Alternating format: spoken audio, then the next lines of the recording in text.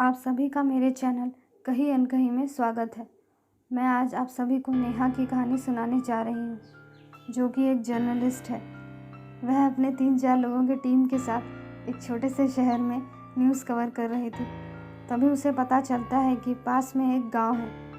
उसे बचपन से ही गांव देखने का बड़ा ही शौक था, तो उसने सोचा कि 1 घंटे का तो रास्ता है, क्यों ना मैं अकेले ही जाकर घूम आऊँ।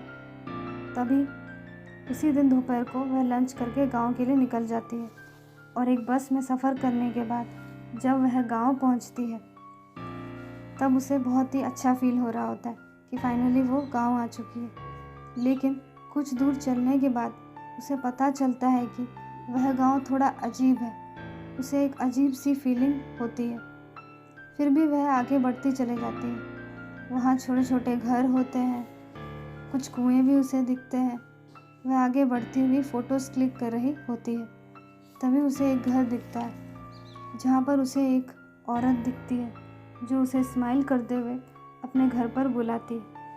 पता नहीं क्यों वह ना चाहते हुए भी उस औरत के घर में चली जाती है। वहाँ उसे एक औरत के अलावा और भी कई लोग दिखते हैं और उनके साथ एक छोटी सी प्यारी सी बच्ची भी होती है। वह लोगों से बात करने लग जाती है और वह लोग भी उससे बात करने लग जाते हैं और यह भी बताते हैं कि यहाँ एक स्कूल भी हुआ करता था, परंतु आग लगने की वजह से सब जल गया, सब खत्म हो गया। वह छोटी बच्ची उसका हाथ पकड़ती है, उसे उस स्कूल में ले जाती है जो कुछ ही कदमों की दूरी पर होता है। नेहा जब वहाँ उस स्कूल में बच्ची के साथ पहुँचती है तो उसे देखती है कि वहाँ सब टूटा फूटा है। वहाँ जाते ही उसके माइंड में कुछ धुंधला सा फ्लैशबैक की तरह नज़र आने लगता है, जैसे कि सब जल रहा है, लोग चिल्ला रहे हैं। वहाँ छोटी बच्ची भी उस जगह को बहुत अजीब तरीके से देखने लग जाती है। नेहा उस बच्ची के चेहरे की तरफ देखती है तो पाती है कि उस बच्चे की आंखों में आंसू है।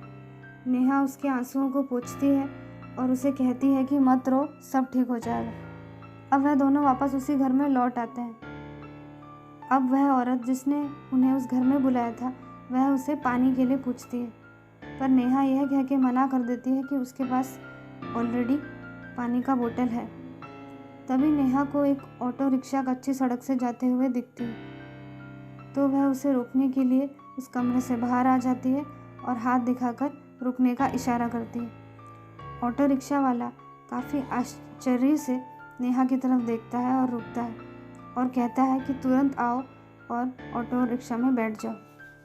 नेहा उन सभी को अलविदा कहते हुए यह कहती है कि वापस जब भी कभी वो उस गांव में आएगी तो हेल्प लेकर ज़रूर आएगी।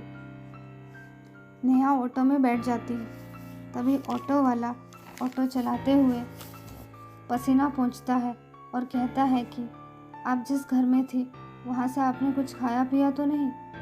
नेहा ना में जवाब देती है और पूछती है क्यों? तब वह ऑटो रिक्शा वाला कहता है, दरअसल ये एक वीरान गांव है। कुछ साल पहले यह गांव काफ़ी हरा भरा और खुशहाल था, परंतु एक दिन कुछ गुंडों ने इस गांव को लूट लिया और सब पर हमला कर दिया और बहुत से मकानों को जला दिया, सब कुछ तहस नहस कर दिया। बहुत से लोग की जान भी चली गई और कुछ लोगों ने उस गांव को ही छोड़ दिया। ये सुनते ही नेहा को डर के मारे पसीने आने लगे और वह कहने लगी कि जो लोग मुझसे मिलने आए थे वह कौन थे, जो लोग मुझसे बातें कर रहे थे वो कौन थे। ऑटो वाले ने कहा, मैंने आपके अलावा वहाँ और किसी को नहीं देखा।